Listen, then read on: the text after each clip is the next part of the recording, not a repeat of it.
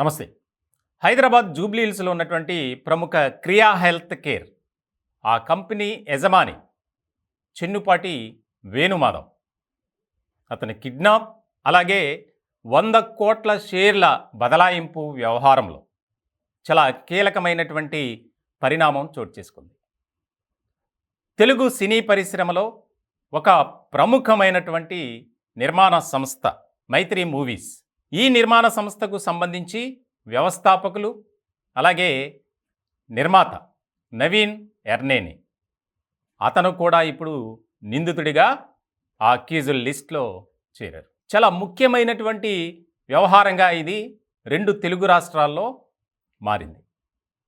అధికారాన్ని అడ్డుపెట్టుకుని ఆయనకు సంబంధించినటువంటి వ్యవహారంలో తలదూర్చడం, ముఖ్యంగా టాస్క్ ఫోర్స్ విభాగానికి అధిపతిగా ఉన్నటువంటి రాధాకిషన్ రావు, ఆయన కొంతమంది వ్యక్తులచే, వారిలో టాస్క్ ఫోర్స్ విభాగంలో పనిచేసే సిఐలు, ఎస్ఐలు కూడా ఉన్నారు, ప్రైవేట్ వ్యక్తులు ఉన్నారు, బౌన్సర్లు కూడా ఉన్నారు. బేగంపేటలోని ఢిల్లీ పబ్లిక్ స్కూల్ దగ్గర అతన్ని కిడ్నాప్ చేశారు. కిడ్నాప్ చేసి టాస్క్ ఫోర్స్ కార్యాలయానికి తీసుకెళ్లారు. అక్కడ ఆయన్ని బెదిరించి నానా హింసకు గురి చేసి ఆ కంపెనీకి సంబంధించినటువంటి షేర్లను బదలాయిస్తున్నట్లు ఆయనే అంగీకారం తెలిపినట్లు కొన్ని డాక్యుమెంట్స్ మీద సంతకాలు చేయించారు.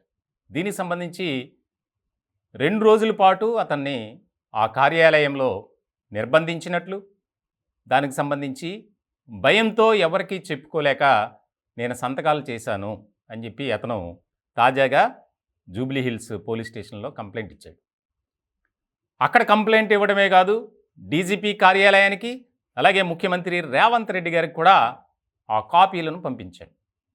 ఈ ఘటన జరిగింది 2018 నవంబర్ 22న. చాలా ముఖ్యమైనటువంటి పరిణామంగా మారింది. ఈ వ్యవహారంలో రాధాకిషన్ రావుతో కలిసి ఆయన్ని బెదిరించినట్లు ఎవరు? చెన్నుపాటి వేణుమాధవ్ అని. ఇప్పుడు ఈ కేసులో ఈ మైత్రి మూవీస్ సంస్థ వ్యవస్థాపకులు, నిర్మాత అయినటువంటి నవీన్ ఎర్నేని, అతను కూడా ఒక నిందితుడిగా ఉన్నారు. అంటే చూడండి, ఎంత దారుణమైనటువంటి కార్యకలాపాలకి వీరు శ్రీకారం చుట్టారనేది మనం అర్థం చేసుకోవాలి. అధికారాన్ని అడ్డుగా పెట్టుకొని అడ్డగోలుగా అక్రమాలకు పాల్పడ్డారు. ఫోన్ ట్యాపింగ్ వ్యవహారంతోనే ఈ అంశం కూడా బయటకు వచ్చింది.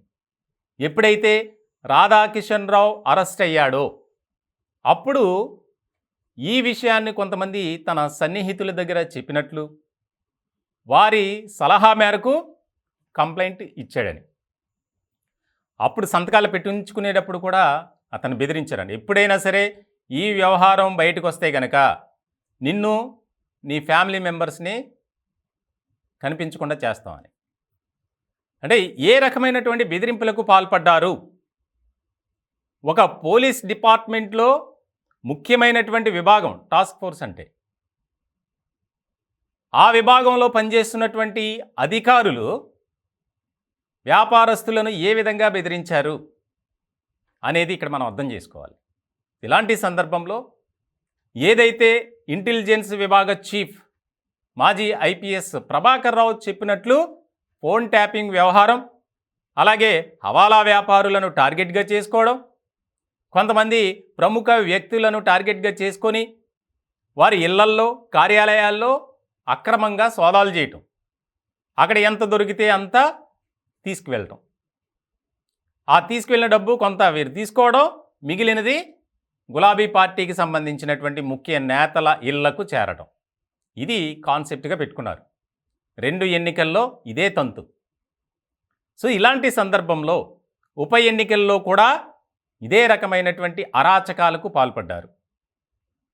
ఇప్పుడు తాజాగా నవీన్ ఎపిసోడ్ ఏదైతే ఉందో దాంతో చిత్ర పరిశ్రమలో కూడా ఒక రకమైనటువంటి ప్రకంపనలు కలుగుతున్నాయి. ఆ సంస్థ ఏమీ చిన్నదేం కాదు.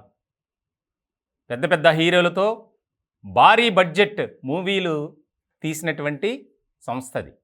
3 పార్ట్నర్స్ ఉన్నారు దానికి. ఇలాంటి సందర్భంలో అంటే ఇటువంటి దారుణాలకు ఘాతుకాలకు కూడా పాల్పడతారా అని ఒక చర్చ జరుగుతుంది. వాస్తవంగా చెప్పాలంటే ఆయన ఇప్పటి వరకు ఎలాంటి వివాదాల్లో చిక్కుకోలా. మైత్రి మూవీస్ అధినేత నవీన్ ఎర్నేని. సో ఇలాంటి సందర్భంలో దీని వెనుక ఇంకా ఎవరైనా ఉన్నారా అనే దాని మీద ఫోకస్ పెట్టింది. ఇప్పటికే ఈ కేసులో A1గా టాస్క్ ఫోర్స్ మాజీ డీసీపీ రాధాకిషన్ రావు, A2గా చంద్రశేఖర్, A3గా గట్టుమల్లు, ఈయన టాస్క్ ఫోర్స్లో సిఐగా పనిచేస్తున్నారు. అలాగే A4గా మల్లికార్జున్, ఈయన కూడా టాస్క్ ఫోర్స్లో ఎస్ఐ, A5గా కృష్ణ, A6 గోపాల్, A7గా రాజ్, A8 రవి, A9 బాలాజీ.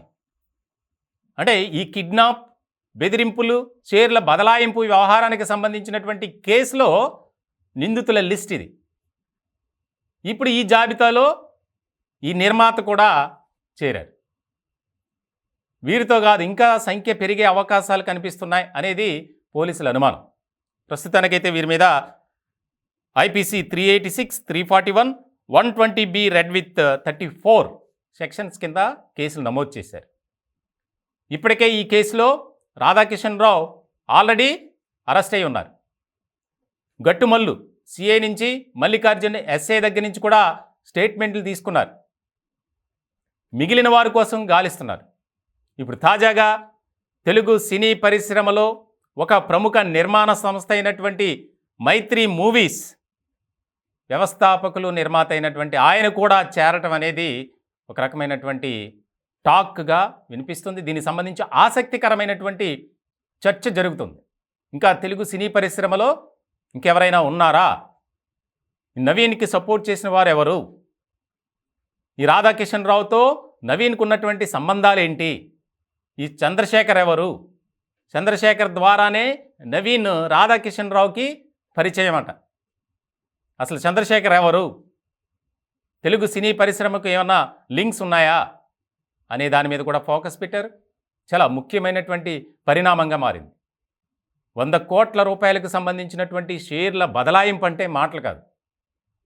అతను నిర్బంధించి, అతనిపై దాడి చేసి, టాస్క్ ఫోర్స్ విభాగంలో కొంతమంది కరుడు కట్టినటువంటి నేరస్తులకు ఏ రకమైనటువంటి ట్రీట్మెంట్, ఒక రకంగా చెప్పాలంటే 3rd డిగ్రీ ఎట్లా చేస్తారో ఆ విజువల్స్ కూడా మొబైల్లో చూపించి, నువ్వు సంతకం పెట్టకపోతే నీకు కూడా ఇదే గతి పడుతుంది అని ఈ యొక్క గట్టుమల్లు, ఎస్ఐ మల్లికార్జున్ ఇద్దరూ కూడా బెదిరించినట్లు కూడా అతను కంప్లైంట్లో పేర్కొన్నారు.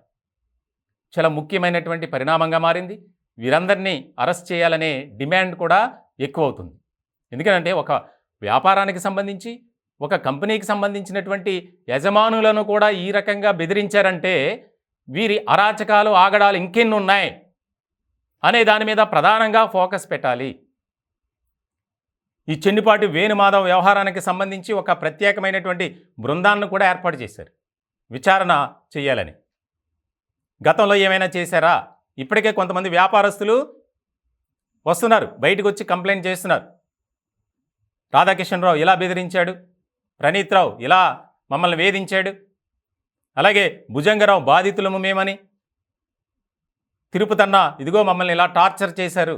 వీళ్ళంతా ఫోన్ ట్యాపింగ్ వ్యవహారంలో ముఖ్యమైనటువంటి వ్యక్తులుగా ఉన్నారు, అరెస్ట్ అయి ఉన్నారు. సో అంటే పోలీస్ డిపార్ట్మెంట్లో వారికి ఇచ్చినటువంటి రెస్పాన్సిబిలిటీని మర్చిపోయి ఏ రకంగా వ్యవహరించారు అనేది కీలకమైనటువంటి పరిణామంగా మారింది.